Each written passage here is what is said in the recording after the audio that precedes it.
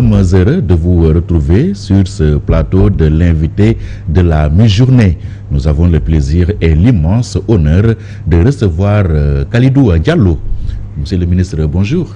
Bonjour Pierre-Edouard. Merci d'avoir bien voulu accepter notre invitation. Je suis très content de vous retrouver encore. Bien, c'est partagé. Merci beaucoup. Le plaisir, il est partagé. Vous êtes ancien ministre de l'Éducation nationale. Vous êtes aussi ancien syndicaliste émérite pour avoir été le secrétaire général du Sud-Est. L'actualité, c'est cette crise qui secoue l'école sénégalaise. On va en parler en long et en large. Mais d'abord, votre appréciation sur le fait que le président Macky Sall ait choisi Abdoulaye Wade, le président. Vous avez été ministre dans son gouvernement. Le nom d'Abdoulaye Wade donné donc au stade du Sénégal. Comment avez-vous réagi quand vous avez appris cette nouvelle? J'ai sauté comme le jour où le Sénégal s'est qualifié à la Coupe d'Afrique. Le président Wade, c'est vrai que j'étais son ministre, mais aussi c'est un papa et en même temps une référence pour moi. Et je pense que le président Wade, c'est un grand symbole pour le Sénégal, pour l'Afrique et pour le monde. Franchement, le fait que le président Macky Sall ait choisi pour ce stade du Sénégal, tout le mérite revient au président de la République qui aurait pu ne pas le faire. Donc, franchement, avec ce que le président Wade a fait dans le domaine des infrastructures, que ce soit l'autoroute, que ce soit l'aéroport, que ce soit tout le reste, et bien sûr tout cela en partie avec le président Macky Sall, qui a également eu l'intelligence de mon point de vue de continuer tout cela à la fois pour mettre en œuvre son rêve, et ça fait justice le fait de lui donner ce stade-là. Et je pense d'ailleurs qu'il mériterait d'autres noms encore à Dakar. Oui, mais sauf qu'il y a une polémique naissante. Des voix s'élèvent pour dire que non, il faut qu'on donne aux infrastructures sportives des noms d'anciens sportifs ou bien d'anciens dirigeants de la cause sportive. Est-ce que vous entendez ces arguments? Mais tout ce que le stade Léopold Sédar Senghor, Senghor est un sportif. Le président Wade est plus sportif que Senghor, mais Senghor quand même. Il y a combien de stades en Afrique et dans le monde qui portent le nom du président de la République? Donc, je pense que ça ne tient pas du tout. Donc, je pense que ici, c'est le Sénégal, ça symbolise le Sénégal, et puis ça symbolise le développement du Sénégal. Et ça immortalise le Wade, qui est déjà immortel. Alors, Khalidou Diallo, ancien ministre de l'Éducation, ancien syndicaliste, comment appréciez-vous cette crise qui secoue l'école sénégalaise? C'est vrai qu'on est ancien ministre, mais on n'est jamais ancien syndicaliste. On est toujours syndicaliste. Je vous êtes partagé entre votre casquette d'ancien syndicaliste et d'ancien ministre. Je suis toujours, oui, c'est ça. Et en tout cas, la situation aujourd'hui est plus inquiétante. C'est une situation au Sénégal, c'est quelque chose de récurrent. Les grèves enseignants. Et depuis 2018, on a eu quelques pays, c'était avec la Covid. Mais avec cette grève, elle a été assez longue, surtout pour l'enseignement secondaire. Ça me rappelle un peu 2012, lorsque j'étais aux affaires, et lorsque bien sûr le Macky Sall prenait le pouvoir, et bien c'est l'enseignement secondaire qui avait fait encore une longue grève. Alors, cette grève, c'est surtout au niveau de l'enseignement secondaire. L'enseignement élémentaire est entré dans la grève, ça fait juste une dizaine de jours. Et bien l'enseignement secondaire est entré dedans depuis 2 mois. Oui, et c'est eux qui sont à leur 9e plan d'action. Oui, 10e plan même. J'ai pris un 10e depuis hier. Et puis ils gèrent, disons, la partie la plus sensible de l'éducation, parce qu'ils gèrent les collégiens et les lycéens. Mais je considère que cette fois-ci, quand même, le gouvernement a pris le tour par les cornes. Avec le ministre des Finances, bien sûr, devant, et ils ont fait des propositions très intéressantes, en tout cas pour la revalorisation de la fonction enseignante et l'amélioration des conditions de vie des enseignants. Même si les enseignants disent que c'est insuffisant, le syndicat dit que c'est insuffisant, ce n'est jamais satisfaisant à 100%. Je considère que c'est un geste très fort du gouvernement d'avoir ces propositions. Je pense que dans le PV d'ailleurs du gouvernement, les autres syndicats, le QSEMS et le SAMS, ont juste dit que dans le PV, il y a des choses qui manquent, mais il reste des choses à parfaire, de mon point de vue. Mais quand ces choses seront parfaites, et bien sûr, c'est normal aussi que les syndicats consultent leur base. C'est la règle. Et la règle, c'est qu'en allant en grève, ce sont les instances qui décident. Et en levant un mot d'ordre, il y a toujours, dans tous les pays du monde, soit un référendum, soit la consultation des gens à la base. Et ce qui se fait aujourd'hui, en ce qui concerne le QSEMS et le SEMS, pour ce qui concerne le G7, les 5 syndicats du G7, je pense qu'ils consultent aujourd'hui pour les régions Est et mercredi prochain pour les autres régions. En tout état de cause, je pense que les syndicats, la base va apprécier positivement ce qui se passe. Il y a toujours des petites conditions, mais le rôle de la direction, justement, qui a des informations et qui connaît les enjeux, c'est justement de pouvoir orienter la base pour arriver vers de bonnes décisions. De mon point de vue, je pense qu'on va vers un apaisement. D'autant plus que le Sénégal est dans une atmosphère de fête, parce qu'avec la Coupe d'Afrique que nous avons de maintenir, avec également l'inauguration de Stade Damé, et surtout encore avec tout ce que le président Wade a fait pour l'éducation et pour le Sénégal, le fait qu'il soit un peu le nom, son nom qui portera sur stade-là, tout cela à la fois font que les enseignants devront participer à cette grande fête. Donc vous pensez qu'avec les 90 milliards dont on dit que le gouvernement a mis sur la table, il y a de quoi pour les syndicalistes de lever le mot d'ordre? Oui, les 90 milliards, ce n'est pas seulement les enseignants. Si on prend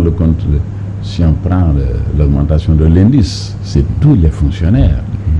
Mais ce que je constate, c'est que, en tout cas, en ce qui concerne l'indemnité de logement, c'était 100 000 francs. Et bien, quand c'est complètement défiscalisé, c'est important. Et les autres indemnités ont presque doublé. Donc, ils ont même fait un tableau montrant que les augmentations vont varier des instituteurs et professeurs entre 100 000 et 200 000 d'augmentation. Mais ça, c'est le salaire normal dans le cadre moyen sénégalais. Je trouve, du point de l'amélioration des conditions de travail, que c'est très important. Et ça ne suffit pas, mais c'est très important. Et l'éducation et la qualité de l'éducation méritent tout cela. Donc les 90 milliards là, en tout cas moi, de mémoire de syndicaliste, en tant que responsable syndical, j'étais quand même responsable de service à tous les niveaux, depuis l'unité syndicale de base, la secrétaire générale de section, la CA, chargé de la coordination de revendications, secrétaire général addition et secrétaire général. Et bien en tant qu'également que chercheur en syndicalisme, c'est rarement que j'ai vu au niveau de négociation des acquis aussi importants en une seule fois. Et ça, de mon point de vue, bravo aux syndicalistes, bravo aux enseignants, bravo à la lutte des enseignants, mais merci également pour la générosité du gouvernement et surtout son ouverture. Les 90 milliards, oui, c'est impressionnant comme ça, quand on l'entend de cette manière-là. Mais une fois devant la caisse, est-ce que vous pensez que dans le portefeuille de l'enseignant, il va ressentir justement cette manne financière-là? J'avais l'habitude de dire qu'avant 2000, il était très difficile de voir un enseignant, même avec un vélo. Les parkings des lycées et collèges étaient vides. Mais après 2000, avec l'amélioration des conditions de vie des enseignants, mais allez voir devant les lycées, même les écoles, les parkings sont remplis. Et puis les enseignants sont de plus en plus propriétaires. Mais les enseignants, de plus en plus, ils sont dans le bien-être. Oui, mais la plupart, c'est important. Ils ont des activités parallèles. Non, pas des activités parallèles. C'est des activités dues à l'amélioration de leurs conditions de vie et de travail. Et l'augmentation encore de ce niveau de vie à travers quand même un salaire qui double presque. Mais c'est important, vous voyez par exemple les inspecteurs de l'enseignement. Ils avaient 150 000 francs d'indemnité. En 2 ans, ils auront 150 000 encore. Ça fait 300 000 francs de plus. Alors, les inspecteurs d'académie, les inspecteurs départementaux, les directeurs d'école, les principaux de collège, les proviseurs, tous, ils ont leur part et c'est très important. Il ne reste d'ailleurs que les directeurs nationaux de l'éducation dont les indemnités sont inférieures à ceux des principaux. Toujours est-il qu'on est loin des 700 ou bien même 800 000 des magistrats? Alors, il faut d'abord retenir que la loi 61-33 de 1961 ne concerne ni les magistrats, ni les militaires, ni les inspecteurs généraux. Ils ne font pas partie de la loi 61-33.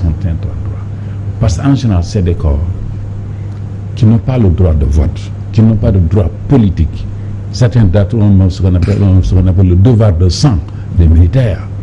Compte tenu de tout ça, ils ont un statut particulier. Les enseignants également, à un moment donné, ils ont eu un statut particulier en 1966, c'est les 1032 et les 1033. Le 1066 pour l'école primaire et pour les professeurs. Mais en 1977, on a regroupé pour en faire un statut particulier unique qui donne aux enseignants quelque chose de particulier et d'intéressant. D'abord, les enseignants étaient les seuls, avec l'indemnité d'enseignement, de partir avec à la retraite, jusqu'à la retraite. Par exemple, l'indemnité d'enseignement qui était de 20%, depuis Mamadou Dia, Abdou Diouf l'a amené à 35%, Abdoulaye l'a amené à 50%, maintenant Macky Sall va l'amener à 60%. C'est 60% de salaire indiciaire. Quand l'enseignant va à la retraite, il conserve ça. Ça veut dire quoi? Que l'enseignant qui va à la retraite, il ne sent pas la retraite. Et ça, nous sommes les seuls presque à la fois. Bien ensuite, les enseignants, non seulement du point de vue... C'est trop facile de le dire comme ça. Non, on va danser des enseignants à la retraite peiner même à trouver la queue du diable pour la tirer. Il n'y avait pas de bon service. Un enseignant, un institut, mais ça c'est par rapport au pouvoir d'achat. Les universitaires ont des problèmes. Des ministres ont des problèmes. Des députés ont des problèmes. Mais le salaire augmente les besoins. Ce n'est pas parce que le salaire est intéressant que l'enseignant n'a pas de difficulté. Je veux dire que l'enseignant, le moniteur qui a le certificat à l'époque, ou le brevet, par des examens professionnels, il peut aller jusqu'à la hiérarchie A1. Ça, nous avons ça. Deuxièmement, la question des avancements. La plupart des fonctionnaires n'avancent que par mérite. Tandis que les enseignants, ils avancent d'échelon tous les 2 ans. Ils avancent au choix tous les 4 ans. Là où les autres n'avancent qu'au choix. Mais ça, c'est grâce justement à ce que j'appelle le statut particulier. C'est pourquoi quand ils parlent d'harmonisation avec les autres, je dis il faut faire beaucoup attention. Les enseignants n'ont pas intérêt à ce qu'on fasse table rase de différences et qu'on reprenne à zéro. Ça, c'est pas bon pour nous. C'est la bataille des syndicats depuis le ciel, le sud-est, l'espace, en passant par tous les autres syndicats. Eh bien, que les enseignants ont cet acquis-là. Mais il faut travailler à améliorer les conditions de travail. Donc il faut en fausse route en voulant l'alignement sur les autres corps de la fonction publique. Je veux dire que l'alignement, de mon point de vue, c'est pas une autre chose. En tout cas, si c'est un alignement qui change le statut de l'enseignant, c'est pas bon. Maintenant, ils sont en train au fur et à mesure, c'est en train d'avancer, c'est bien. Mais je trouve que, je me rappelle bien en 2004, c'est l'année où Macky Sall est devenu Premier ministre. On disait souvent au président, mais il y a de l'amélioration, le taux augmente. Il a dit, mais si vraiment le taux augmente, est-ce que les travailleurs, est-ce que les fonctionnaires subissent cette augmentation, cette amélioration? Il a décidé de distribuer 36 milliards aux agents de l'État et aux fonctionnaires. C'est à l'occasion d'ailleurs qu'il y a eu ces réformes. Et ils ont dit, voilà, les gouverneurs, les préfets, les sous-préfets, ils étaient dans des situations très difficiles, des points de vue indemnité, des points de vue... Ils étaient pauvres. Or, ils représentaient l'État. On a augmenté substantiellement les indemnités des préfets, des gouverneurs, tout ce qui est les indemnités de façon générale. Et courir le risque de dérégler le système. Oui, mais on a déréglé, mais pas seulement... Ça a été déréglé. On a fait la même chose. Et votre responsabilité, elle est pleine et entière dans cette situation. On a fait la même chose au niveau des informations de l'État. Parce que l'État n'avait plus d'informaticiens. Tous, ils allaient dans le privé et il fallait retenir.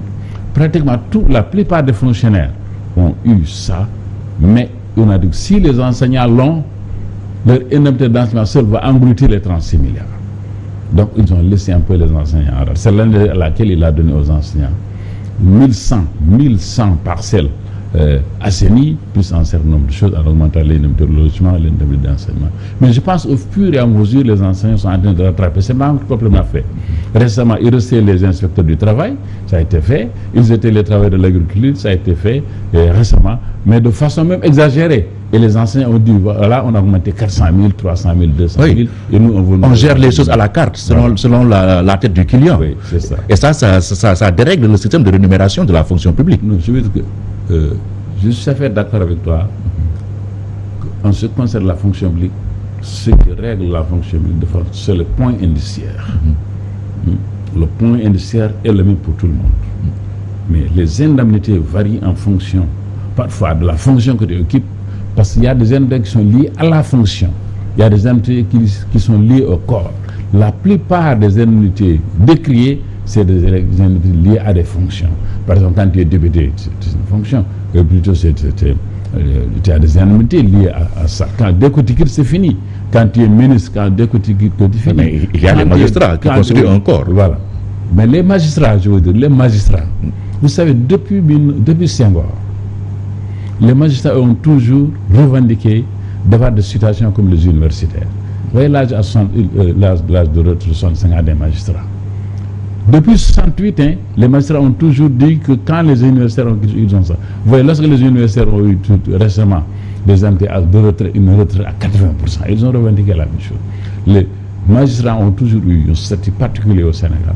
D'abord par le rôle qu'ils jouent, et ensuite par l'influence négative, le fait qu'ils soient tout à fait dépendants dans cette nombre de choses. C'est pour un peu éviter la corruption. Ce sont les choyés, les gâtés de la République. Non, pas les gâtés, au contraire. Je pense qu'on met dans les bonnes conditions pour bien fonctionner, faire fonctionner la justice. De mon point de vue, c'est pourquoi les magistrats ont ça. Et je ne suis pas d'accord du tout que les syndicalistes ou bien que les enseignants disent oui, nous voulons être comme des magistrats. Nous aussi, nous avons notre statut particulier. En tout cas, en matière de syndicalisme, nous, ce que nous avons appris en tant que syndicalistes, on ne remet jamais en cause les avantages des autres, mais on se bat pour avoir des avantages. On n'est pas contre les avantages des autres. Si les autres ont des avantages, bravo et tant mieux. Mais nous, on se bat pour avoir la même chose, ou bien on se bat pour avoir des choses similaires, mais on ne remet pas en cause leurs avantages. En disant il faut remettre tout à plat, c'est quoi? Soit l'État remet tout à plat, et il y a la règle de droit acquis qui fait que l'État ne peut pas régresser, et donc l'État ne peut que aligner tout le monde sur le même niveau. Mais si c'est la catastrophe, parce que comment on appelle, le budget de l'État, il n'est pas extensible à souhait. C'est pas possible. Oui, le président, il dit qu'il est hors de question de niveler par le haut. Voilà, donc c'est pas possible. On ne peut pas niveler par le haut et on ne peut pas niveler par le bas avec le droit acquis. Donc je pense de mon point de vue que l'État doit aider, et en tout cas il est sur la bonne voie, essayer de réduire les injustices, parce que le président Wade avait voulu réduire les injustices. Et il en a créé par l'envers. Parce que ceux qui étaient parce qu'à l'époque, je me rappelle bien, il disait même en conseil de ministre, mais il est parti, il a vu un policier qui avait une tenue là, qui était cousue. Ensuite, un sous-préfet ou bien un préfet qui avait la même chose. Mais il dit, mais c'est inacceptable que des gens qui symbolisent l'État puissent avoir une pauvreté à ce niveau-là. Il faut que les symboles de l'État soient bien entendus par l'État. Et je pense qu'il a très bien fait de revaloriser, de mon point de vue, ces gouverneurs, ces préfets, sous-préfets et tous ces entités civiles en général qui représentent l'État. Mais la police, la sécurité, la douane, les généraux, il a mis les généraux dans une situation intéressante, parce que les généraux, même quand ils vont à la retraite, ils ont des salaires supérieurs à ceux même des ministres. Pourquoi? Parce qu'un général à la retraite, mais il faut le mettre dans les bonnes conditions, sinon qu'est-ce qui va se passer? Comme ce qui se passe un peu en Afrique. Je pense que le Sénégal est sur la bonne voie en ce qui concerne le traitement. Et puis, nous, on n'a jamais eu de problème de fin de mois difficile. Et moi, je suis très étonné, parce que le pouvoir est en train de faire ce qu'il peut faire. Ça veut dire que l'État est liquide. Vous voyez, les 69 milliards là, lorsqu'il y a eu la Covid, mais le président a mis à la disposition du Sénégal 69 milliards. Et c'est la même somme que le ministre des Finances avait donnée pour la première fois aux enseignants, les 69 milliards. Absolument. Maintenant, il va à 90 milliards. Mais c'est important. Et je pense que c'est le président de la République qui a donné le feu vert. Sinon, jamais il l'aurait fait. Et c'est pourquoi même j'avais dit qu'un ministre des Finances ne doit jamais être devant quand il y a des négociations.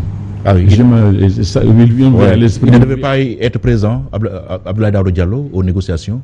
Ou stratégiquement en général, ils viennent juste débloquer la situation et partir.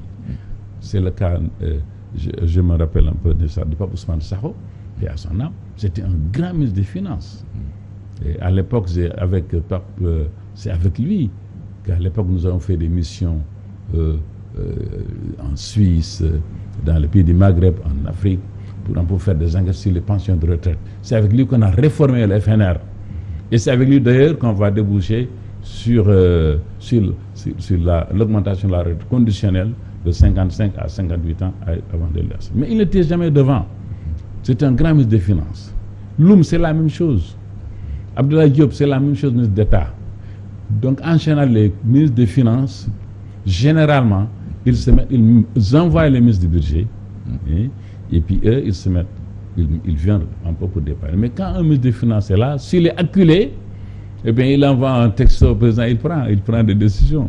Moi, j'aurais bien, on a toujours voulu, nous, négocier avec des ministres des Finances, mais on ne l'a jamais obtenu. Oui. Et ça, c'est important pour les syndicats. Ça veut dire que l'État accorde beaucoup d'importance importance ou aveu de faiblesse de la part de l'État? Est-ce que c'est une importance accordée à la cause enseignante, ou en tout cas c'est un aveu d'impuissance ou de faiblesse? Je pense que l'État, pour moi, c'est un excès de volontarisme au niveau de l'État. Ce n'est pas un aveu de faiblesse, mais c'est un peu la volonté de l'État d'arrêter cette crise et de régler ce problème. Moi, je me rappelle bien lorsque mon ami ministre de l'Éducation, c'était une crise plus grave que ça d'ailleurs. Oui. Mais lorsque j'ai quitté Genève, parce que lorsque il m'a nommé, j'étais à Genève, je suis venu directement à son bureau de l'aéroport. Il m'a dit, Khalil, je donne le feu vert, mais il faut consulter le ministre des Finances. Il appelle le ministre des Finances devant moi. Il dit, tu ne vas pas participer aux négociations, mais il faut rester à l'écoute. Et puis, quand Khalil va négocier, eh bien, nous allons discuter des conditions. Et le ministre des Finances n'était pas là. Mais à chaque fois, on échangeait. Il me disait ce qui est possible, ce n'était pas possible. À partir de ce qui est possible, nous avons signé un accord et le mandat de grève a été signé. Et puis, si le ministre des Finances l'a fait, de mon point de vue, c'est parce que c'est possible. Et il ne peut pas le faire sans l'accord du président. Donc, je pense qu'il faut féliciter le gouvernement de cette ouverture. Il faut maintenant que cela débouche sur une levée de mot d'ordre, mais pas seulement sur une trêve ou une pause. Surtout, il faut que ça soit, de mon point de vue, il faut que le gouvernement aille vers ce qu'il a fait avec les centrales, une sorte de stabilité respecter les accords. Et surtout respecter les accords. Parce que c'est une chose de signer des contrats, de signer des accords, mais c'en est une autre également de savoir les respecter. Bon, maintenant, il y a un effort dans le respect des accords.